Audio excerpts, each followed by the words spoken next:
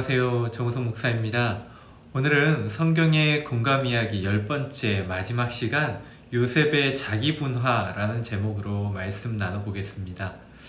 지난 두 번의 시간 동안에 아브라함과 야곱의 자기분화에 대해서 살펴보았습니다. 아브라함과 야곱이 하나님의 개입으로 인해서 자기 분화도가 높아지고 그 가운데 신앙의 성숙도마저도 높아지는 것을 볼 수 있었습니다.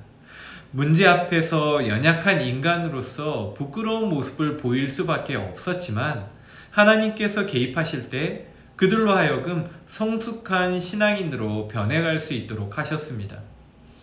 오늘은 우리에게 늘 신앙의 기감으로 언급되는 요셉의 이야기를 나누고자 하는데요.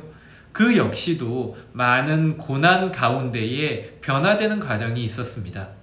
먼저 성경 구절을 함께 보시겠습니다. 창세기 41장 51절로 52절의 말씀입니다. 제가 한번 봉독해 보겠습니다. 요셉이 그의 장남의 이름을 므낫세라 하였으니 하나님이 내게 내 모든 고난과 내 아버지의 온 집 일을 잊어버리게 하셨다 하며, 차남의 이름을 에브라임이라 하였으니 하나님이 나를 내가 수고한 땅에서 번성하게 하셨다 함이었더라. 아멘.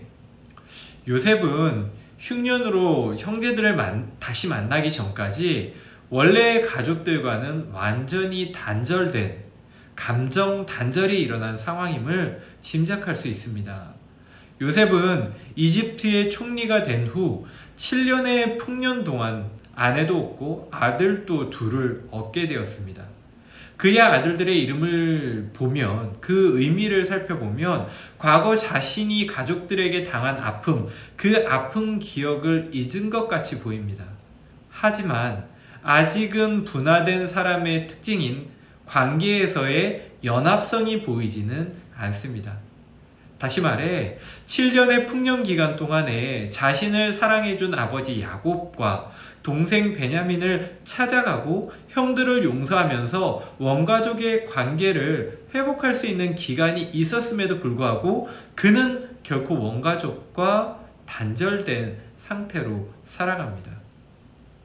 그러나 하나님께서 개입을 하셔서 요셉이 형들과 화해하면서 분화되고 믿음의 성숙한 모습을 보여주는 그 장면을 발견할 수 있는데요. 요셉은 원가족을 찾아가지 않았습니다. 그런데 하나님께서 7년 흉년을 통해서 형들을 요셉에게 불러오십니다. 요셉은 형들을 대면하는 과정 가운데 분노를 표출하기도 하고 울기도 합니다. 그렇게 자신의 감정을 격하게 드러내는데요. 형들에 대한 상처가 감정의 카타르시스로 그렇게 일어났었던 것이죠. 이 과정이 용서와 화해를 위한 시간들이었던 것 같은데요. 요셉은 통곡하면서 울면서 형들에게 자신의 정체를 밝히고 형들에게 입맞추며 안고 울었습니다. 그리고 요셉을 애굽에 판 것이 아니라 하나님께서 가족을 위해서 요셉을 먼저 보내주신 것이라는 놀라운 신앙의 고백을 하게 됩니다. 이렇게 형들과 화해를 한 요셉의 모습에서는 연합성과 독립성이 조화를 이룬 높은 자기 분화의 특성을 찾아볼 수 있습니다. 이는 모든 것을 협력하여 선을 이루신 하나님에 대한 지식이 요셉의 지적 체계 안으로 들어오고 형들에게 감정적인 반사 행동이 더 이상 일어나지 않았던 것이죠. 오히려 자신을 통해 이루신 하나님의 계획을 깨닫는 성숙한 신앙인으로서 본이 되는 모습을 보여주었던 것입니다. 우리가 앞에서 살펴보았던 심리상담 이론에 의한 개념들이 하나님의 개입을 전제로 하고 있지는 않습니다. 단지 인간을 관찰하여서 알게 된 지식에 불과합니다. 그러므로 하나님의 형상대로 지음받은 우리의 자율성이나 독특성, 또 우리의 신앙, 하나님께서 주신 가치 등을 제대로 반영하고 있다고 볼 수는 없습니다. 하나님께서 주신 언약에 대한 약속이나 축복에 따라 이루어지는 가족의 회복 현상도 당연히 설명을 하지 못합니다.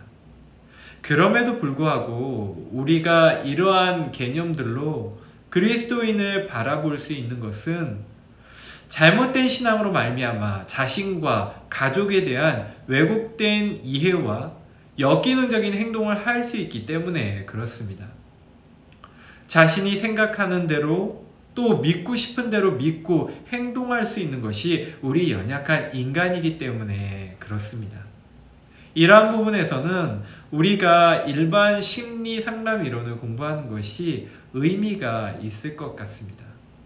그러므로 가능한 한 나를 비롯한 가족들에 대해 다방면에서 여러 각도로 바라보고 생각하는 태도가 우리에게 필요합니다.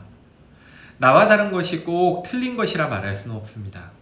다른 것을 전제로 나의 가족을 이해하려는 노력이 우리에게 필요합니다. 우리 교회 표처럼 예수님이라면 어떻게 하셨을까? 이것을 조금 바꿔서 예수님이라면 어떻게 공감하셨을까? 라고 되뇌이면서 나와 내 가족들을 대할 수 있는 성도들이 되었으면 좋겠습니다. 그리고 무엇보다 중요한 것은 구원의 언약과 축복을 약속하시며 그 언약을 신실하게 이행하시는 하나님을 기억하셨으면 좋겠습니다. 하나님과 대면하며 연합하는 것이 나와 가족의 관계의 문제를 해결하는 가장 중요한 길임을 알고 절대적으로 신뢰하며 의지해야 할 것입니다. 어느덧 마무리가 할 때가 되었는데요.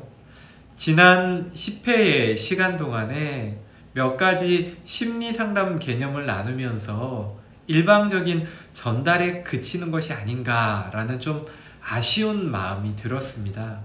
하지만 짧게나마 우리의 삶의 문제들에 대한 새로운 시각을 제시할 수 있는 기회가 되었기를 바랍니다. 아울러 우리의 신앙이 너무 감정적인 것에 치우치거나 너무 지적인 부분에 치중하는 일이 없이 균형감 있는 그러한 신앙이 되기를 소망합니다. 그동안 부족한 나눔을 들어주셔서 너무 감사하고요. 하나님의 은혜와 사랑이 사랑하는 성도 여러분의 가정 가운데 충만하며 동시에 축복의 통로로 쓰임받는 그러한 복된 가정이 되기를 바랍니다. 감사합니다. 다음 기회에 또 뵙겠습니다. 수고하셨습니다.